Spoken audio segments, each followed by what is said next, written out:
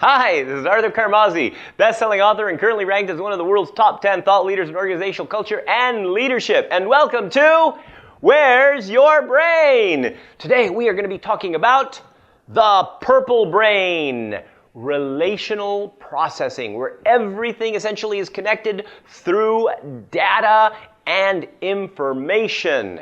So, how does the Purple Brain relational processing work? Well, basically everything is related. In fact, imagine that you have a big giant TV set and you've got all of these little pixels in the TV set. And in order to get real clarity about what this is, you have to get all of these pixels, or at least most of them, to light up. And once they're lit up, then it becomes clear. But the moment that you get a pixel, it's connected to other pixels. So it's already connected. The only thing is that you need to get a lot of data, a lot of pixels to actually see the end result or the potential options. So a Purple Brain literally is going to need to get all of these little bits and pieces of information, all the little bits and pieces, all the details, in order to kind of light up that screen. And the more that they light up the screen, the more pixels that they get, the more information, the more details that they get, the more clear it becomes. And remember, all of this is already connected because it's part of this old kind of bigger thing that they're going to get. And then, once they have enough of these pixels lit up, they can say, I see it. And then they see multiple options of how to execute an idea, how to come up with a solution, how to create a project, whatever. Okay? And so once they see these options, they see option 1, they see option 2, option 3, those are much more clear because they've got all of the information. And since everything is connected, they can now analyze which option is going to be better for them to act on. And so that is the Purple Brain's Ambiguity Relief process. Now, what does this mean? Well, considering that everything is connected, considering that essentially details and information and data is all kind of connected, well, connectivity also supports planning.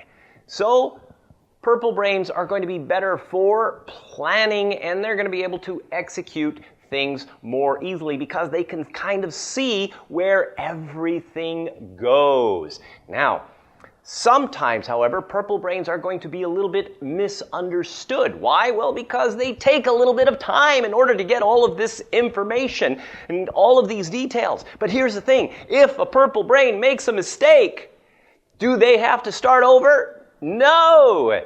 Do they just kind of keep on going? Well, not really either, but here's the thing. They've already got a number of options, so it may take a little bit of time to make the first decision. But once they have that decision, now they already have multiple options. So, if something goes wrong, they just say, well, let's look at the other options and maybe get a little bit more information to kind of back it up, make sure it's the right one, and then keep moving forward. Okay? So they don't have to start at the beginning.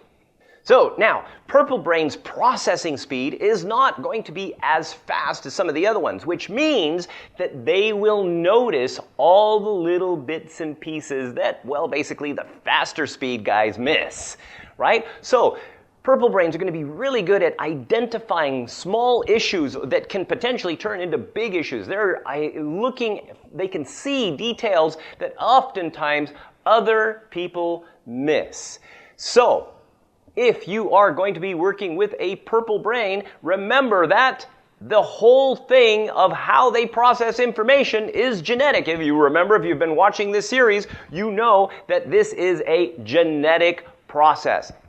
Now, what does that mean? Well, it basically means that that process cannot change. So if you're trying to get a Purple Brain to speed up and not pay attention to details and not need lots of details in order to really kind of move forward and feel comfortable, well, you're kind of setting them up for failure instead of success. So we want to make sure that you understand the Purple Brain, not so that you can change them, but so that you can leverage on their greater potential. And if you just happen to be Purple Brain, remember that, okay, expecting others to have the same kind of detailed perceptions as you and actually being able to really sit down and get all of these details is not that easy for these other people. Okay? So make sure that you also manage your expectations as a purple brain. Now, remember, we've talked about the green brain, chaotic processing. We've talked about the red brain, linear processing. Well, and of course, now we're talking about the relational purple brain.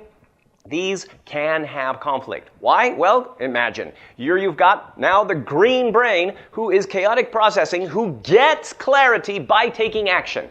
Means no details, no information, or a little bit of information. Well, here's the purple brain. It's like, oh my gosh, how can you possibly be moving forward with no information? And imagine now you have a green brain boss that says to the purple brain subordinate, hey, I need a report on X. And the purple brain spends 3 days to put this super detailed report. The green brain boss looks at it and says, my gosh, why did you waste your time on all of this stuff? Can you just summarize it into a 2-page report with some graphs? And the purple brain feels like, oh my gosh, I am so misunderstood. Or maybe you have a purple brain boss and a green brain subordinate where the purple brain boss says, I need a detailed report. So the green brain struggles through getting this whole detailed report that has already been set forth on them, and they need this, they need this, they need this, and everything else. And the green brain's thinking, oh my gosh, why am I wasting my time with all these useless details when I could actually be doing something in the process? Now, of course, with the red brain and the purple brain, remember, the red brains kind of need the structure and they don't want all the information because too much information just creates it makes it much more difficult to put everything into structure and to kind of analyze and connect things, right? Well, the purple brain, everything's already connected, so it's no problem. But when a purple brain and a red brain get together, there's also conflict because the red brain needs like, hey, I need this thing. I don't need all of this other stuff that's just going to make my brain clouded, okay? I just need the important stuff so that I can put it together and come up with some kind of a structure and analyze it to make sure that it works. Well, the purple brain is like, what are you talking about? You need all this information. And then, of course, potential conflict happens. Now, of course, remember what we talked about, brain power.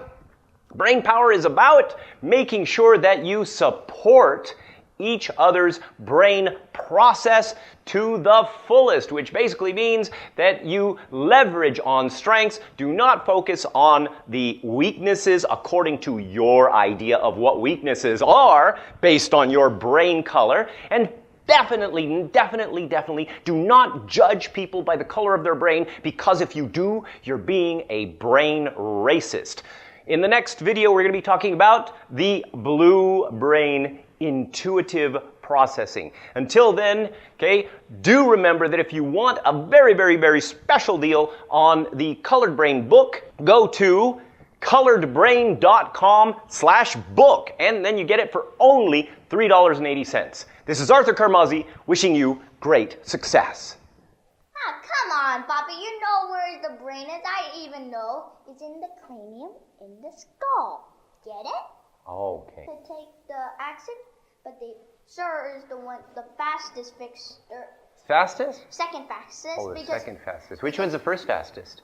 Green brains, because they just do it. But purple brains a little bit pretty fast. Be second fastest to fix your mistakes because they only have options. Wow, that's an excellent insight, Dante. When green brains just moving the mistake, bam, done. Ah, all right. Well, thank you.